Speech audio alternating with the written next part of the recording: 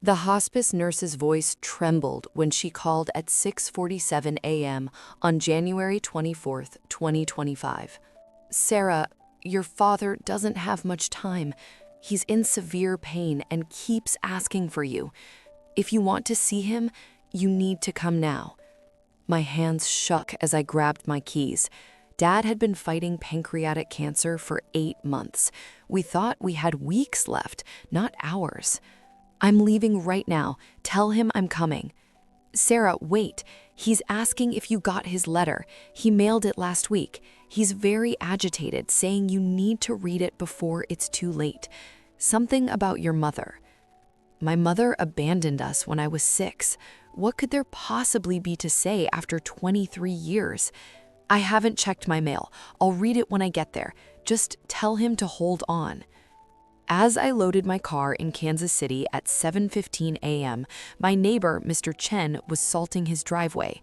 The sky looked menacing, a sickly purple. "You're not driving north in this weather?" he asked with concern. "My father is dying in Omaha. I have to." Mr. Chen's eyes filled with tears.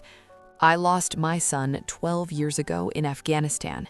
I was at a wedding when they notified my wife. By the time I got home, he was already gone. I missed him by 3 hours." He gripped my shoulder.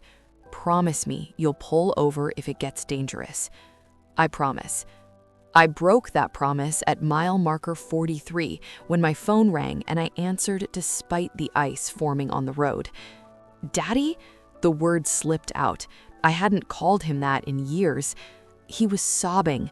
My strong, stoic father was crying like a child. "Baby girl, I'm so scared. I don't want to die. There's so much I never told you." I was crying too, my vision blurring as the car started sliding. "You're not going to die. I'm almost there." "Sarah, listen. Your mother didn't leave you. Everything I told you was a lie." The car hit black ice. I felt control slipping. "What? Dad, the car!" "Sarah, pull over!" The world spun violently. When it stopped, I was backwards in a ditch, airbag deployed, my father screaming through the phone. "I'm okay," I gasped. "What do you mean Mom didn't leave?" "She had brain cancer, stage 4. She left so you wouldn't watch her die. She died 6 months later in Seattle, alone, because she loved you too much to let you see her suffer." I couldn't breathe. 23 years of believing I wasn't wanted? Why didn't you tell me? "Because I was angry and cruel. I punished you for her choice, and now I'm dying and—" His voice broke. "Sarah, you're pregnant, aren't you?" "How did he know?" "Yes, 10 weeks. You're going to be a grandfather." He was crying harder. "That's the best news. Promise me you'll name her Michelle if it's a girl. Your mother deserves—" Static. "Dad!" "I love you more than all the stars." The line went dead. I tried calling back. No signal. Again and again until my fingers bled. A hospice nurse named Marcus found me 20 minutes later. The highway to Omaha was closed, jackknifed trucks everywhere. "Nobody's getting to Omaha today," he said gently. I started screaming. Marcus drove me to the hospital. They gave me a phone. I dialed with shaking hands. "Evergreen Hospice? This is Sarah Matthews. My father is Robert Matthews. I need—" "Sarah, honey, I'm so sorry. Your father passed 30 minutes ago." The sound that came out of me wasn't human. "He kept asking for you till the end," the nurse said through tears. His last words were, "Tell Sarah I'm sorry. Tell her to read the letters. Tell her she loves her more than all the stars." That night, the funeral home sent an email with a video file. Final message from Robert Matthews, to be delivered if he passes before Sarah arrives. He knew I might not make it. I couldn't open the video for hours. Finally, at midnight in a hotel room, I pressed play. My father's face filled the screen, small, fragile, but his eyes full of love. Hi, baby girl. If you're watching this, I'm gone, and you're probably angry. You have every right to be. He pulled out a wedding photo. My mother was the best person I ever knew. When you were 6, she got diagnosed with glioblastoma, inoperable, 6 months to live. Tears rolled down his face. Michelle made a plan. She couldn't bear for you to watch her die. She wanted your last memories to be of her healthy, so she told you she needed to find herself. Remember what you said? I whispered with him. But Mommy, you're right here. She said, I'll always be in your heart. Then she left for Seattle and died 187 days later, completely alone. He held up letters. She wrote you every single day, even when her hands shook too badly to hold a pen. I was supposed to give these to you at 18, but I was angry at her for leaving me, so I kept them. I punished you for her choice.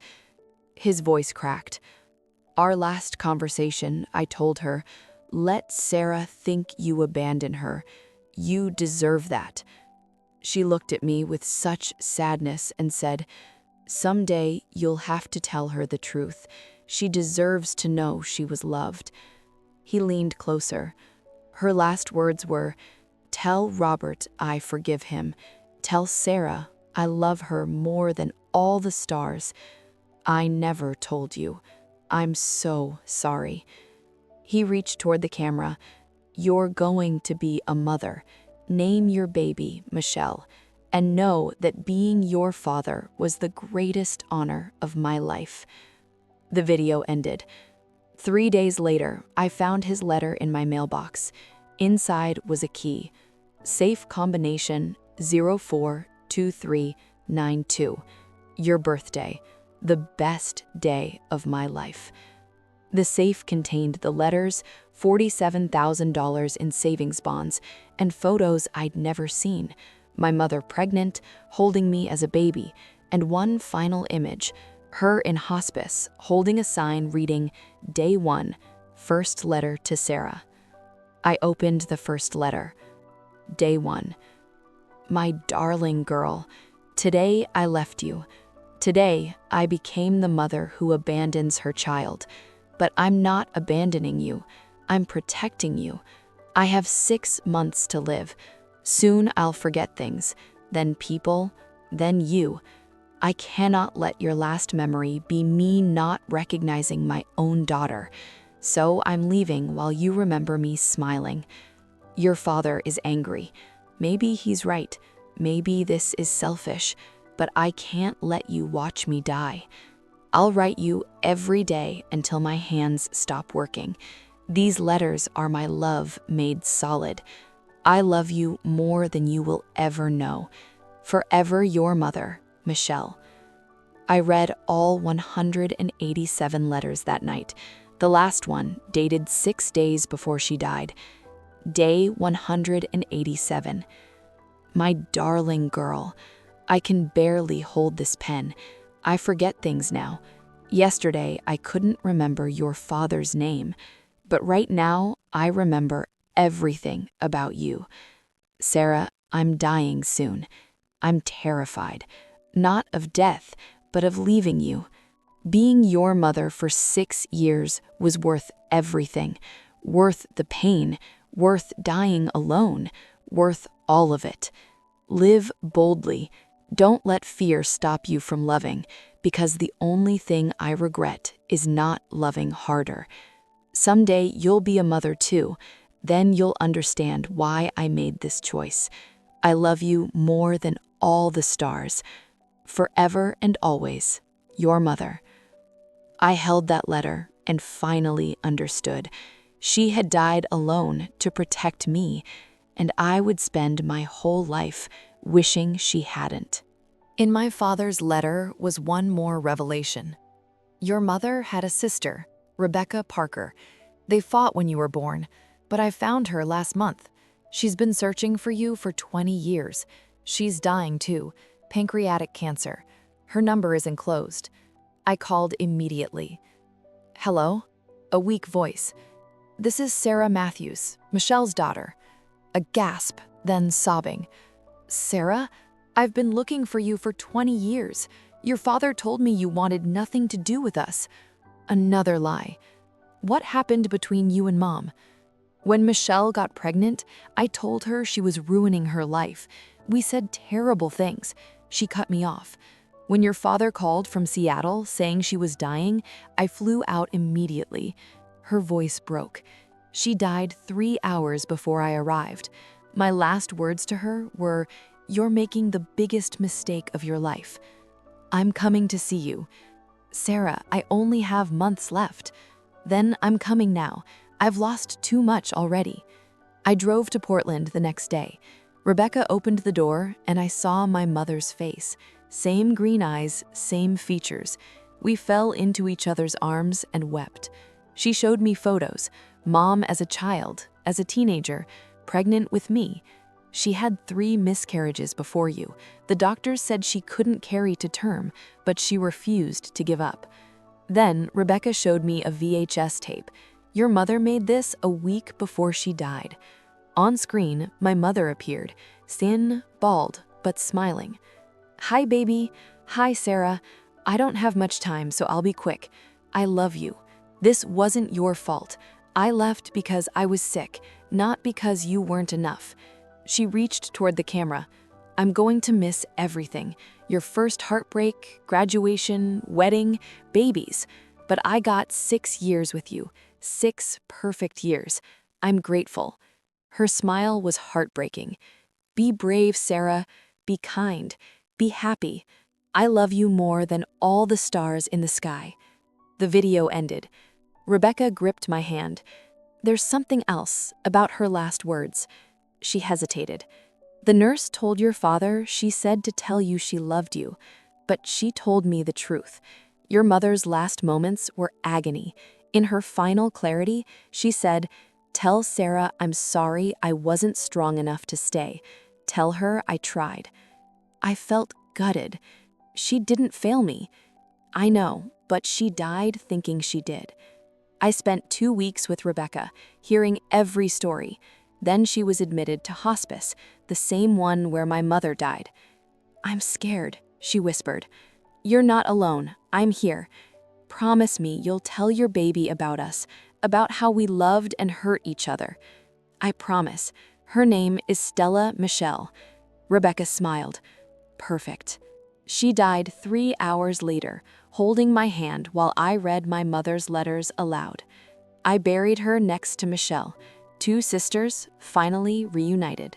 On August 15th, 2025, after 30 hours of labor, I gave birth to Stella Michelle Matthews. When they placed her in my arms, I understood everything. Hi, baby, I whispered. You have so many people who love you. Grandma Michelle, who died to protect me. Grandpa Robert, who saved every penny for you. Great Aunt Rebecca, who searched 20 years for us. I looked at the stars outside. They're not here, but they're everywhere. In your name, in your story, in the love that brought you here. That night, I started a blog, Letters to Stella. Dear Stella, you're 8 hours old. Someday you'll learn about loss, about grief, about how love hurts. This blog is our family history, proof that your grandparents existed, mattered, loved you before meeting you. We are made of people who loved too much and lost too soon. But their love, imperfect, complicated, too late, still matters. Welcome to the world, baby girl. You are so loved, more than all the stars. Forever, Mom. I used my father's $47,000 to start the Michelle and Robert Matthews Foundation, reuniting estranged families before it's too late. In 5 years, we helped 127 families say goodbye. One girl, Emma, flew to Alaska with our help. She had 12 hours with her dying father. Because of you, I didn't have to wonder if he knew I loved him, she wrote. You turned your tragedy into hope. Every reunion was a victory against the silence that had cost me my last moments with Dad. 5 years later, Stella asked, Mommy, why did Grandma Michelle leave you? We were at my father's grave. Because she thought leaving would protect me from pain. Was she right?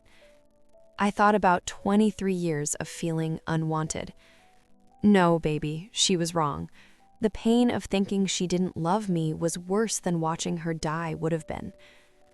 Are you going to make mistakes with me? Yes, but I promise I'll always tell you the truth, even when it's hard. I love you more than all the stars, Mommy. And I love you more than all the sky to hold them. That night I wrote, Dear Stella, my mother thought leaving was love. My father thought lying was protection. They were wrong. Love is presence. Truth is protection. I will not hide from you to spare you pain. I will show up, be honest, stay, even when it's hard. That's real love, not the fairy tale version, the real version. I love you, Stella Michelle. Mom. On Stella's 18th birthday, I gave her a box containing all the letters, videos, and photos. With them, a note. Dear Stella, these are the ghosts I've carried 18 years. They're beautiful and heartbreaking and full of things left unsaid too long. But I don't want you to need letters from me after I'm gone, because I'm telling you everything now. I love you. I'm proud of you. I believe in you. I'm sorry for times I was too strict. I forgive you for times you were rebellious. We're human. We mess up, but we don't have to wait until death to say important things. So I'm saying them now. You are the best thing that ever happened to me. Being your mother has been my greatest honor. You were worth everything.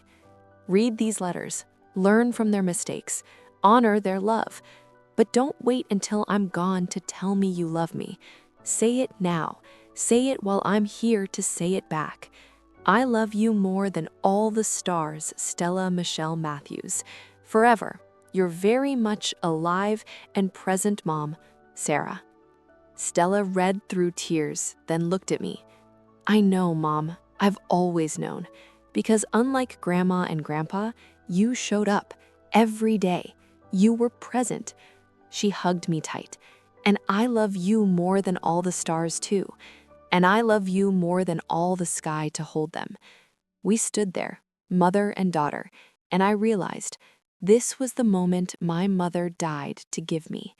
This was the ending my father hoped for but never saw. This was the reunion Rebecca searched 20 years for. This was love, surviving everything that tried to kill it. This was enough. More than all the stars and all the sky to hold. In loving memory of all those who lost someone with words left unsaid, may we choose presence over protection. May we love out loud every single day. May we say, I love you, now, while there's still time.